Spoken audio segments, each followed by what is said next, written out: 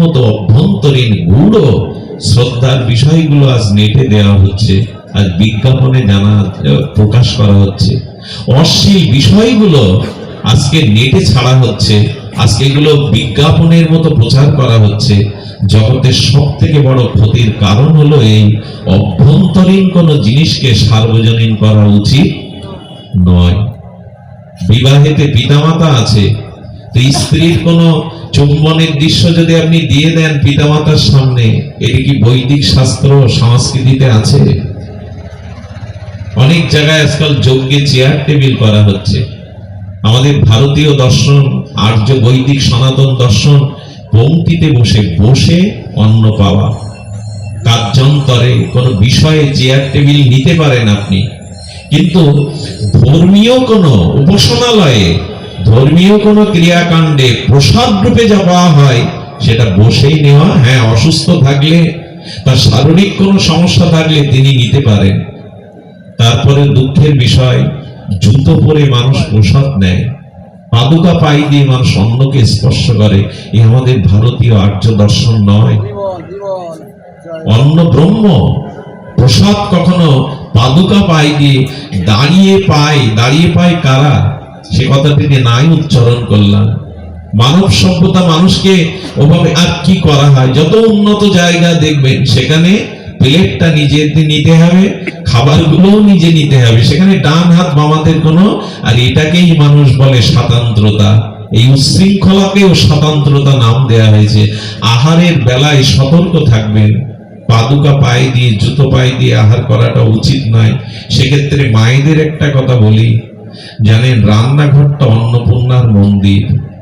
অনেক মা এসেছেন আপনারা সন্তান হিসাবে অযোগ্য, আপনাদের একটা অনুরোধ করছে, মা ঠাকুমার পুরানো দিনের দৃষ্টিটা ফিরিয়ে আনুন। রন্ধনশালা হলো অন্নপূর্ণার মন্দির। ওইখানে অশুদ্ধ বা জুতো পাই দিয়ে রান্না করার যে অন্ন, তার দিয়ে ওই স্বামী সন্তানের বৃত্তি বিপরীতমুখী হবেই হবে। আমি আপনাদের একটু বলি, যদি শুচি শুদ্ধ হয়ে ভগবানের নাম নিতে নিতে বা কৃষ্ণ নাম নিতে নিতে রাধারানীকে স্মরণ করে রান্না করে আপনি প্রসাদ ভোজি হওয়ার দরকার নেই। ওই রান্না নিরামিষ করে যদি একটা তুলসী পাতা দিয়ে খেতে দেন, 6 মাস পাকস্থলীতে ওই অন্ন গেলে তাদের বৃত্তি কিছুটা শুদ্ধ হবেই হবে, লিখে নিতে পারে। কারণ মায়ের হাতের রান্না আর হোটেলের রান্না এক ক্রিয়া করে কি? যদিও হোটেলের রান্না আস্বাদন রুচি বেশি, কিন্তু মার হাতের রান্না হোটেলের রান্না এক হয় কি? কারণ মায়ের স্নেহ মমতা মাখানো আছে, শুদ্ধতা মাখানো আছে। এই জন্য মায়েদের বারবার বলা হয়েছে অন্নপূর্ণা মন্দির মনে করে রন্ধনশালায় যেন পায়ে পাদুকা না দিয়ে রান্না না করতে। কিন্তু আমি জানি পাহাড়ের বুকে ছোট একটা ঢেলা ছড়লে না, ঢেলাটাই গুঁড়ো গুঁড়ো হয়ে পড়ে যাবে। পাহাড়ের কিছু, আমাদের এই কথাটা ওই ছোট মাটির ঢেলার মতো, কারো কাজে আসবে না। কিন্তু বলবার জন্য, শীতের সময় কি করবে এক বাবা বলছে, শীতের সময় মেঝেতে ঠান্ডা লাগবে, কি করবে? আমাদের উচিত হলো এই জিনিসগুলো অন্তত একটু সদাচার সম্পন্ন না হলে, দেখুন ভজন সাধন সুরক্ষা করবে সদাচার। এই সদাচার যদি না থাকে আমরা সুরক্ষা পাবো না। সত্যম জ্ঞান অনন্তম ব্রহ্ম শুদ্ধম অপাপ বিদ্ধম। শাস্ত্র বারবার বলেছেন পাপ মুক্ত হতে হবে, সদাচারী হতে হবে। অসৎ আচরণ, অসদাচার যদি পরিত্যাগ না করি তাহলে পাপ থেকে আমি মুক্ত হতে পারবো না। আর পাপ মুক্ত নির্মল শুদ্ধ চিত্ত ছাড়া আমাদের ভজনের শুদ্ধতা, আমাদের ভজনের অনুরাগ জন্মাবে না। এই জন্য সেই সত্য স্বরূপ, সেই সুন্দর স্বরূপ, সেই মনোরম আর আনন্দ স্বরূপ ভগবানের উপাসনার জন্য চাই শুদ্ধ চিত্ত। দ্বিতীয়টা ঢাল বললাম, তাই না? লজ্জা। আর একটা বাকি আছে, 3টে জিনিসের কথা বলেছি। আর একটা হলো ভয়।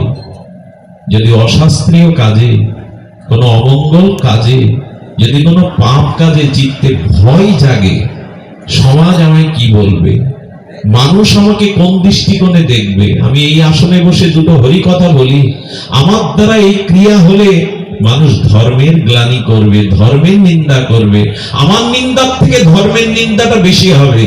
এই জন্য যদি কর্মে গিয়ে অসৎ কর্মে অশাস্ত্রীয় কর্মে আপনার ভিতরে ভয় আসে, তাহলেও জানবেন প্রদীপটা এখনো নিভে যায়নি, বিবেকের প্রদীপ এখনো জ্বলছে। এইগুলো ফিরিয়ে আনা আজ একান্তই দরকার।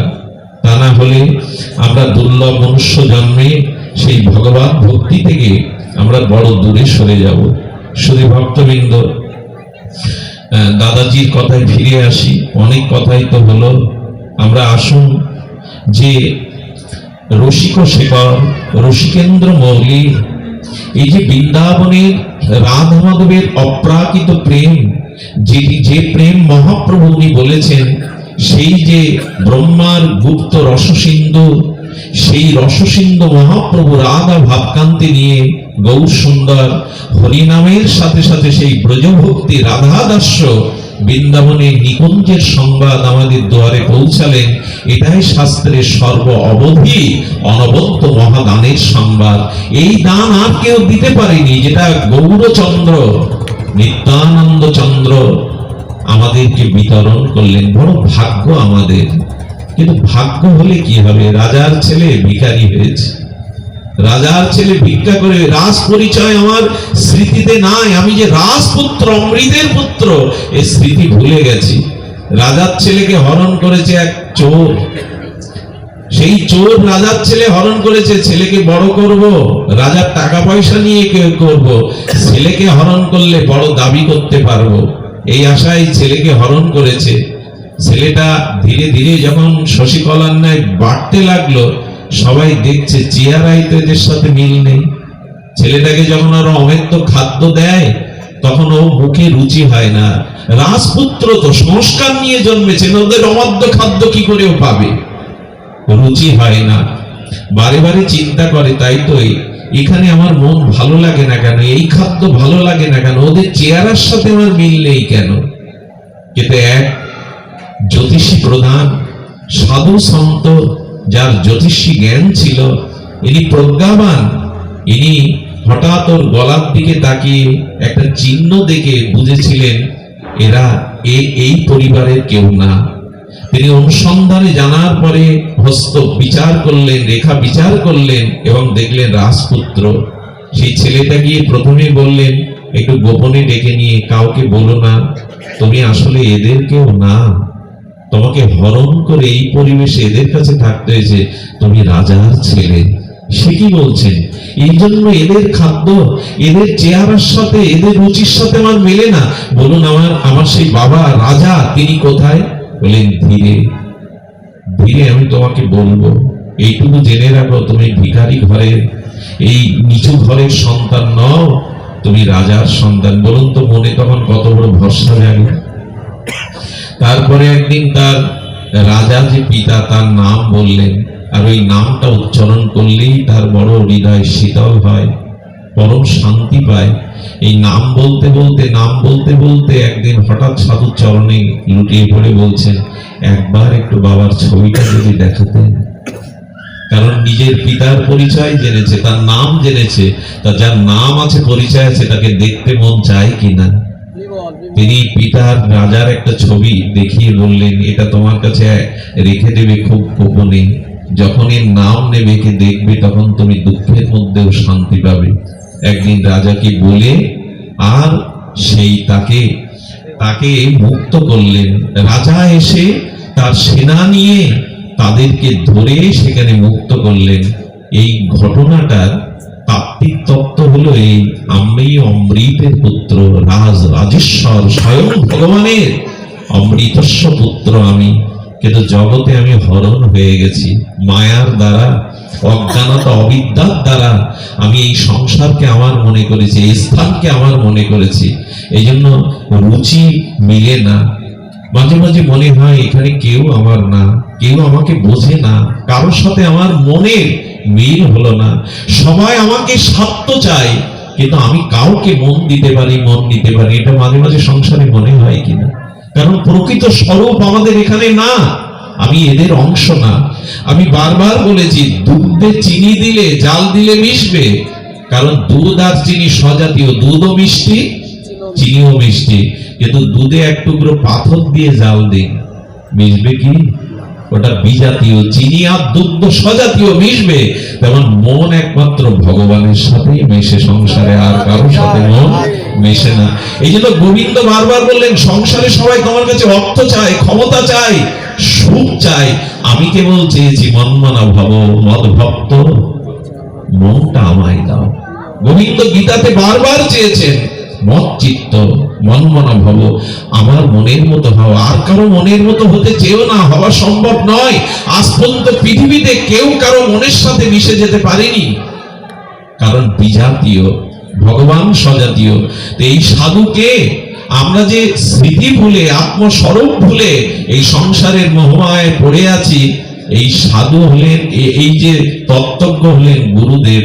শ্রী গুরুদেবই আমাকে এসে জানান, তুমি এখানের বাসিন্দা নও, এই রাজ্যের মানুষ তুমি নও, তোমার পিতা রাজার রাজা, সেই পরমেশ্বর, পরম সচ্চিদানন্দ আনন্দ ঘন বিগ্রহ, সর্বশক্তিমান তত্ত্ব, সেই ঈশ্বরই তোমার পিতা, তুমি তার পুত্র। গুরুদেব কি করেন জানেন?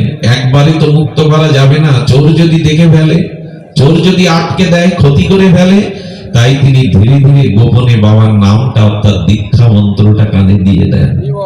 এই হলো তোমার পিতার নাম, এই ইনারই তুমি প্রকৃত আত্মজ, তুমি তুমি এই নাম জপ করতে থাকো। গুরুদেব নাম দেওয়ার পরে কি দেয়?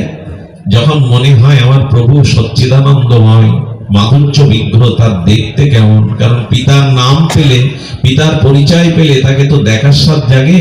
ভক্তের মনে সে আনন্দঘন সচ্চিদানন্দ ভগবানকে দেখতে স্বাদ হয়। তাই গুরুরূপ বিগ্রহ, গুরু বিগ্রহ রূপে সেই পিতার স্বরূপকে দিয়ে দেন শিষ্যের কাছে। তুমি এই বিগ্রহ অর্চন করতে থাকো, পিতার নাম নিতে থাকো, তাকে স্মরণ করতে থাকো, তিনি কৃপা করে এসে একদিন এই মোহমায়া সংসার থেকে উদ্ধার করে তোমাকে তার স্বরূপে ফিরিয়ে নিয়ে যাবে। এই জন্য শ্রীগুরু করুণা চাই, শ্রীগুরু করুণা চাই, শ্রীগুরুদেবের নাম চাই, আর সেই বিগ্রহ সেবা চাই, তার নাম, তার বিগ্রহ সেবা। দেখুন, বিগ্রহের ভিতরে ভগবান সর্বোত্তম সহজ প্রকট। বিগ্রহের মধ্যেই দেখুন আগুন তত্ত্ব সবখানে আছে, জলে আগুন আছে, এই জন্য জলবিদ্যুৎ তৈরি হয়, এই খুঁটিটায় আগুন আছে, গাছে আগুন আছে, শরীরের মধ্যে তাপ আছে, মেজের কাঠির দিয়াশালার মধ্যে, ওই বারুদের মধ্যে আগুন আছে। আগুন তো সবখানে, সার্বজনীন আগুন। কিন্তু এই মুহূর্তে আপনি আগুন হাতের মুঠোয় কি করে পাবেন? একটা মেজের কাঠি, দিয়াশালার বারুসটা জ্বালান, অর্থাৎ ওই সার্বজনীন আগুন সবখানে হাত বাড়ালে পাবেন না, কিন্তু বারুদের টুকরো থেকে পেয়ে যাবেন। তেমন ঈশ্বর সর্বত আছেন, কিন্তু গুরু রূপে তিনি প্রকট হয়ে যান। দিয়াশালার অগ্রে বারুসটাতে আগুন সার্বজনীন, কিন্তু হাত বাড়িয়ে পাবেন, এখানে ওখানে আগুন পাবেন, হাত বাড়িয়ে পাবেন না। আচ্ছা, জল তত্ত্ব তো সবখানে আছে, আছে না?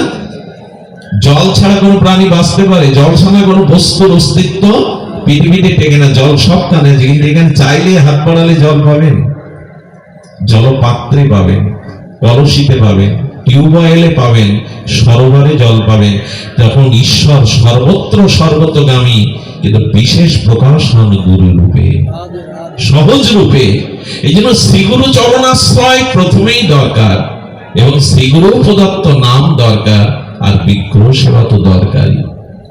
গৃহী জীবরা রাধা মাধব পঞ্চতত্ত্ব, অন্তত গৃহে অন্তত ভগবানের বিগ্রহ রাখুন। কাউকে সামনে প্রশংসা করা উচিত নয়। আমাদের যিনি আমাদের পাটকেল ঘাটার অফিসার ইনচার্জ, ওনার বাসায় যেদিন উদ্বোধন হয়, শুভ আরম্ভ হয় হোম যজ্ঞের দ্বারা, ভাগবতের দ্বারা, হরিনামের দ্বারা, আমি গিয়েছিলাম। অদ্ভুত ভাবে তাকে স্তুতি করেছিলাম যে একটা ঠাকুর ঘর দেখে, অপূর্ব তার ঠাকুর ঘরটা। কাউকে এভাবে বলা উচিত নয়, উনি যেন ক্ষমা করেন। কিন্তু মানুষের জীবনে, আমি ঢাকাতে একটা পাঠে গিয়ে দেখি যে 80 লাখ টাকা ব্যয় করে ফ্ল্যাট করেছেন। আমার সাথে পরদেবানন্দজি স্বামীজি ছিলেন। তিনি বললেন, বাবু আপনি ঘর করেছেন, কিন্তু মূল ঘরটা কই, ঠাকুর ঘরটা কই? উনি বললেন, ইঞ্জিনিয়ারিং প্ল্যান দিয়ে তৈরি করা, উনি ঠাকুর ঘরের প্ল্যানটা এর মধ্যে রাখেননি। সব জায়গা হয়েছে, অ্যাটাচ বাথরুম করে মানুষ, কিন্তু ঘরের ভিতরে সুন্দর করে ঠাকুরের জায়গা করে না। এদিকে আমরা কি বলি? আমরা বলি কি দিয়ে পুজিব ভগবান আমার বলিতে কিছু নাই, হরি সবই যে তোমার, মুখে তো বলি আওড়াই সবই তোমার দান। তার জায়গাটা কই, তার স্থানটা কই? যারা গৃহী মহাপ্রভুর নির্দেশ হলো অবশ্যই শ্রীকৃষ্ণের অর্চন করতেই হবে, ফুল তুলসী ভোগরাগ দিয়ে। এই সংসার কৃষ্ণের, আমার নয়। আমার মনে করলে অধঃপতিত হতে হবে, অনাচার হবে। এই সংসারের কর্তা কৃষ্ণ, এটা কৃষ্ণের সংসার। ওই তাকে তো সুন্দর আসনে, তাকে তো পূজার বেদির আসনে, তাকে তো প্রকৃত পরিচর্যার আসনে বসায়নি। এই জন্য যারা ঘর করবেন, অনুরোধ থাকবে সনাতনী হিন্দু অন্তত যারা, ঠাকুরের সুন্দর ছোট ঘর হোক, কুড়ে ঘর হোক, একটা পর্দা দিয়ে তার আসনটা যেন সুন্দর হয়। কারণ সুন্দরকে সুন্দর দিয়েই অভিনন্দন করতে হয়, সুন্দরকে সুন্দর দিয়েই আর সমাপন করতে হয়, সুন্দরে সুন্দরে সমাপনই করতে হয়। অন্তত গৃহে ভগবানের একটি জায়গা রাখুন। ভগবান যদি অর্চিত না হয়, ভগবান যদি বন্দিত না হয়, সেটি সংসার নয়, শাস্ত্রে বলেছে শ্মশান। সেখানে আনন্দ আসতে পারে না। যে ঘরে কৃষ্ণের কোনো আয়োজন নেই, যেখানে ভগবানের আনন্দের কোনো উপচার নেই, যেখানে ভগবানের আসবার কোনো প্রতীক্ষা নেই। হ্যাঁ, আমরা ভোগারতিতে কি গাই? অদ্বৈত প্রভু ওই পদটা কি গায়? মধ্যাহ্নকালীন সেবাতে আর অদ্বৈত ঘরে এলেন প্রভু। এই যে মনে মনে প্রভুকে সেবার জন্য আহ্বান করা, নবদ্বীপ চন্দ্র এলেন, নিত্যানন্দ প্রভু এলেন, তাদের আসন দিলাম। মনে মনে যদি এই অপেক্ষা না থাকে, ঘরের দুয়ার খুলে যদি তার আসবার জন্য মনের প্রতীক্ষা না থাকে, অপেক্ষা না থাকে, তবে সে সংসার আনন্দের হতে পারে না, শান্তির কখনো হতেই পারে না। এই জন্য আপনাদের নিবেদন করব, ঘরে বিগ্রহ সেবাটা চাই। বিগ্রহ যদি বলেন কাঠ, পাথর, ধাতু, তবে বড় ভুল হয়ে যাবে।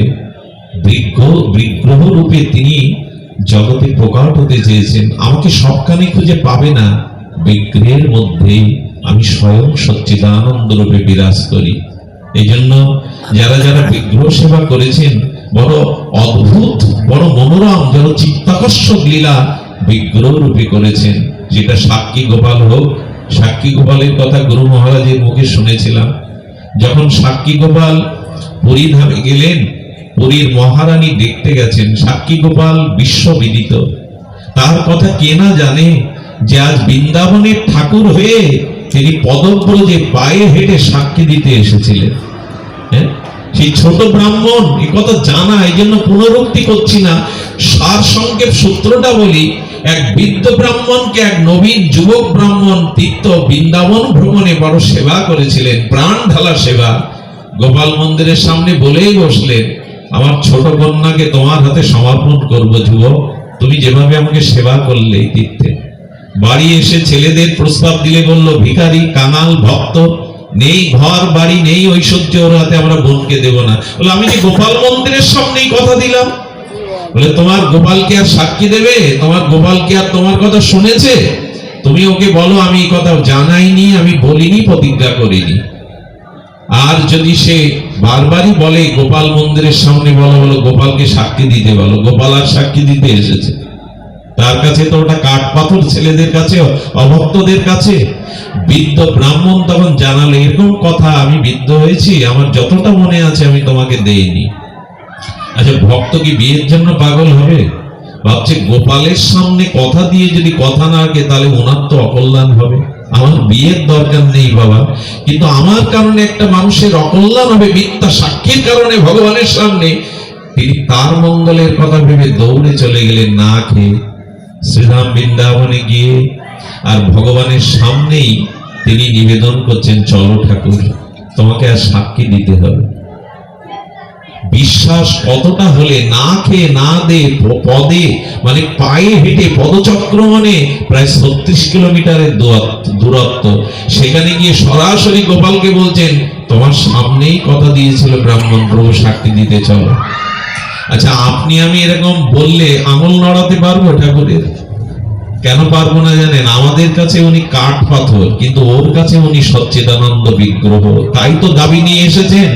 এবং একটা শ্লোক সময়ের প্রভু অস্বীকার করার উপায় নেই। কারণ শ্রীমদ্ ভগবত গীতাতেই তুমি বলেছো, গতির ভট্ট প্রভু সাক্ষী নিবাস সারানাং সলিল প্রভাব প্রলয় স্থানাং নিধানানম বিজম অব্যয়ম।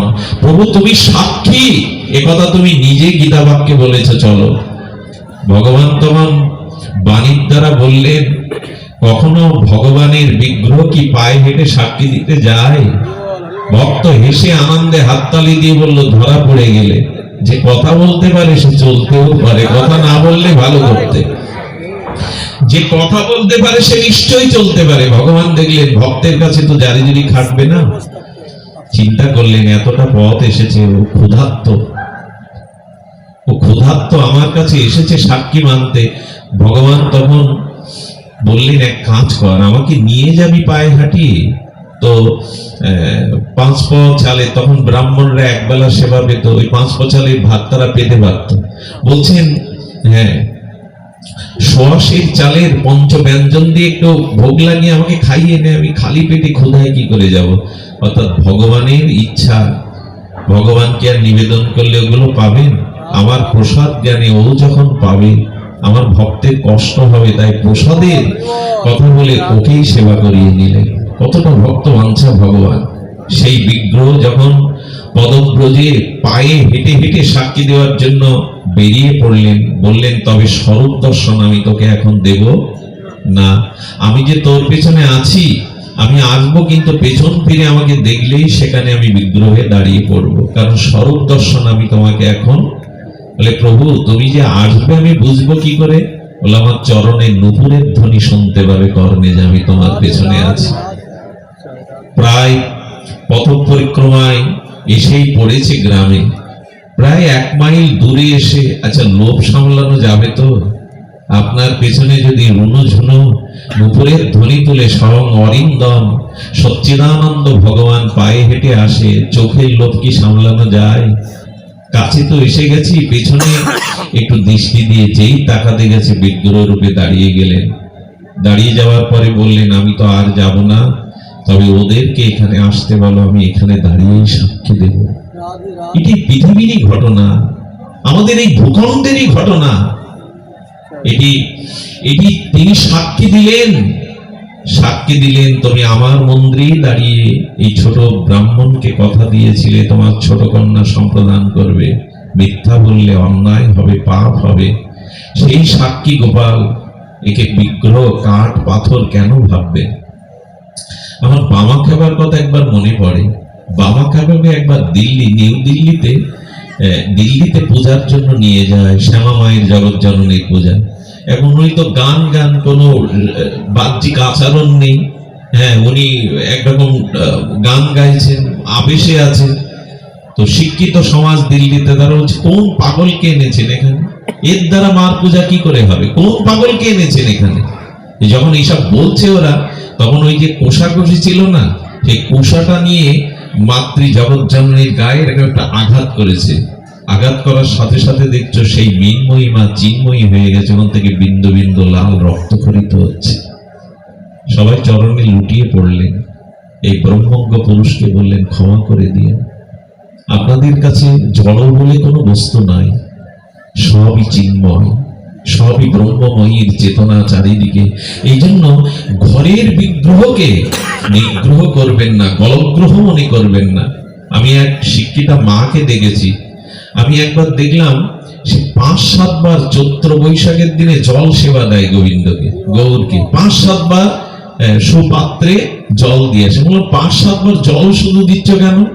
বলে, চৈত্রের প্রখর রৌদ্র তাপদাহ, আমার যখনই জল পিপাসা লাগে মনে করি তারও তো গরমে বেশি জল পিপাসার প্রয়োজন।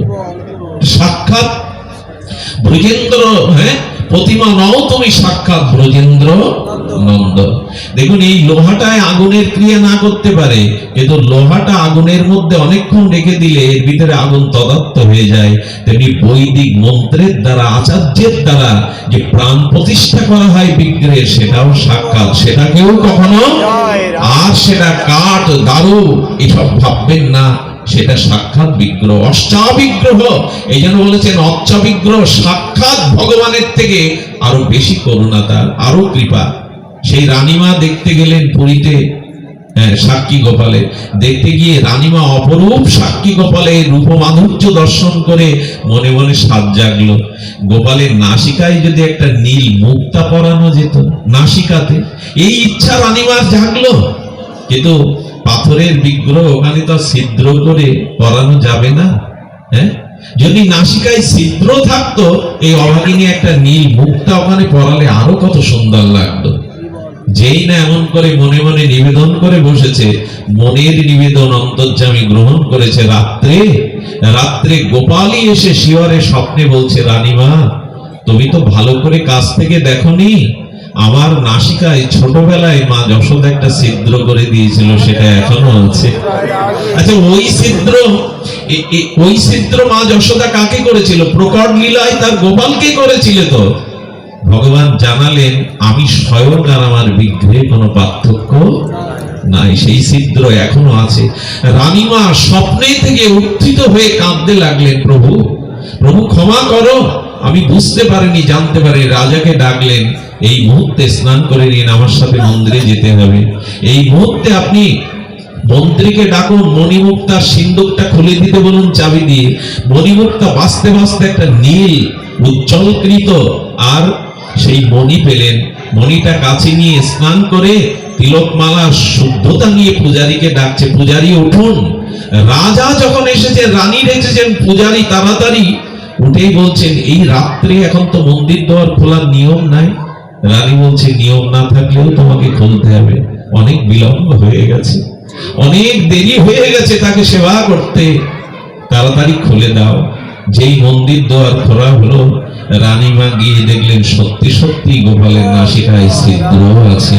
সেই ছিদ্র মণিটা খাটলো কি করে?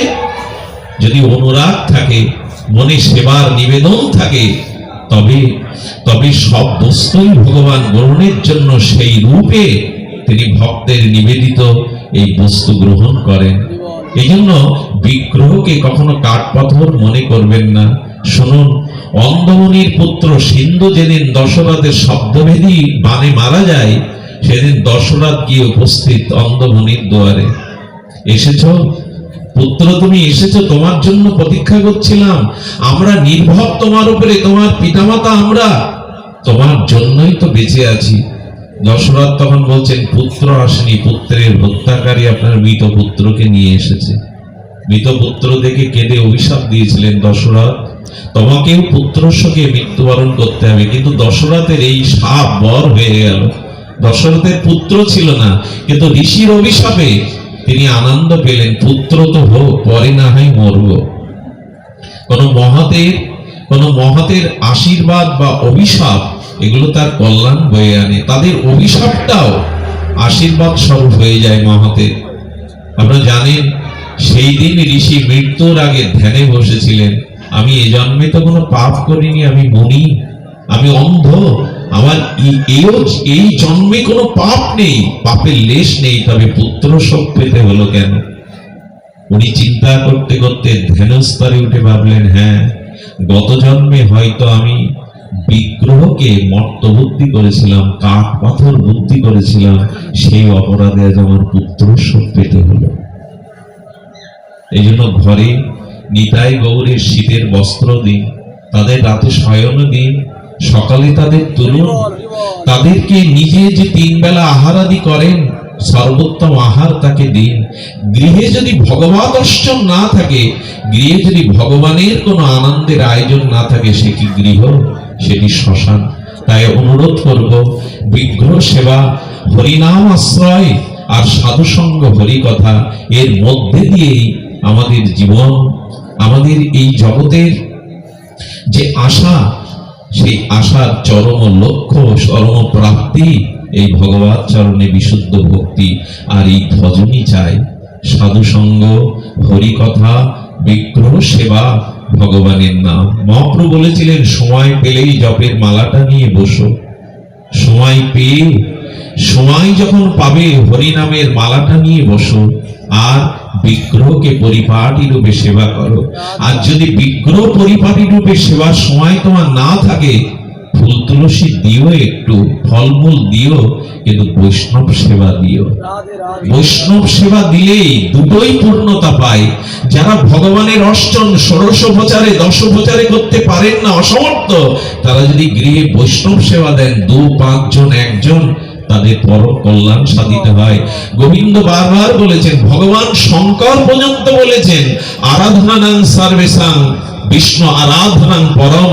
মা পার্বতী জিজ্ঞাসিত হয়েছিলেন, প্রভু কার আরাধনা শ্রেষ্ঠ?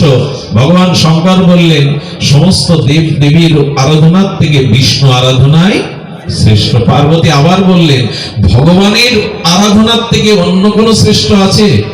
বলেছিলেন হ্যাঁ। বলেছিলেন, ভগবানের ভক্তের যে উপাসনা, তদীয় সমার্চনাম, অর্থাৎ ভগবান ভক্তের উপাসনায়, ভক্তের ভজনই হলো প্রকৃত উপাসনা, প্রকৃত শ্রেষ্ঠ উপাসনা। তাই ভগবানের সেবায় যদি আপনি যথাযথ রূপে পরিপাটি নাও হতে পারেন, গৃহে অন্তত 2-5 জন শুদ্ধ ভজনানন্দী সাধু বৈষ্ণব ভক্তদের সেবা দিন। এর দ্বারা ভগবান প্রসন্ন হন। ও দৃষ্টান্ত বৈষ্ণব সেবার এই জগতে রেখে যাওয়া আছে।